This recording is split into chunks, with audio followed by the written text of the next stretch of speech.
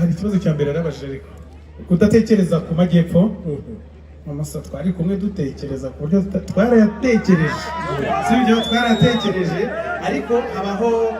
imikoranire n'ibitworohereje kuko si ho honyine tutagiye hari n'ahandi henshi tutagiye si uko tutabatekerejeho iyo mvugo yaba ari mbi cyane twabatekerejeho binakunda twabigira byinshi kurusha uko bingana uku ariko kuko ari ibitaramo bitangiye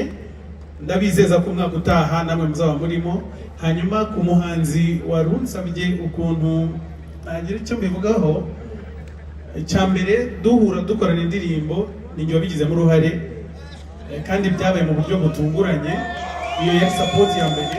icya kabiri ni umuhanzi w'umuhanga cyane aririmba neza ntabwo byatungurana ariko nanone ntabwo bica muri press conference gutya bigira ahandi hantu binyura rero hari icyizere ko byakunda kandi rwose ntabwo namwe nka platform muzamubona urakoze cyane nabonye teaser y'indirimbo yitwa Detail video izasohoka ejo my question goes like the Ben aguha iki gituma dropping mu gihe mufitanye ibikorwa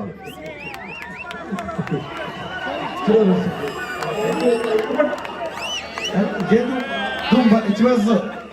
gaki yesa reka tubanze tugisubize kugira ngo bihure neza yego ikibazo cya Taikuri numva agihereye ibumoso yari guhera iburyo kuko ninjye utanga ibikorwa iyo video irasohoka uyu mugoroba n'indirimbo yanjye yitwa Detail muraza kuyibona kandi ntekereza ko ari igihe cyiza iyo ibikorwa bitangiye ko byatangirira rimwe murakoze cyane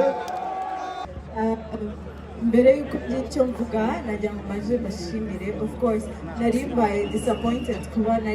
bari banyimye ijambo cyangwa se umwanya wo kubaza ariko najya ngo mbanze mbaze Bruce, don't you feel a bit threatened by the fact that Tiger will be on the same stage as you? And then Tiger, how do you feel by the fact that Bruce is gonna be on the stage as you will be? Murakoze cyane. Aha. Murakoze cyane rakireka ngushimira. Ngeshwa n'umunyamakuru ndumva ari byo ngibyo. Wahitusubiza n'icyaha wasa kugira ngo Bruce kugira ngo wahitusubiza n'icyaha wasa ati nta kibazo se cyo kumva uri kuri stage imwe na Ben sinari nakubwiye se ko hari agafu k'imvugo rimwe ntabwo binteye ubwoba kubera ko ndi umuhanzi umenyereye ibyo bintu abafana banjye bo barabizi cyane ko iyo tuhageze babimenya iyo tuhasesekaye biragaragara ko bisaba kuhasahinda turabikora murakoze Ben igira ngo nawe Ben igira ngo wagira icyo uvuga nawe ibibazo byaje n'abanyamakuru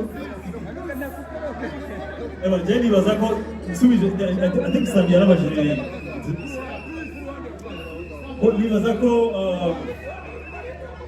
inkuru ihira igihe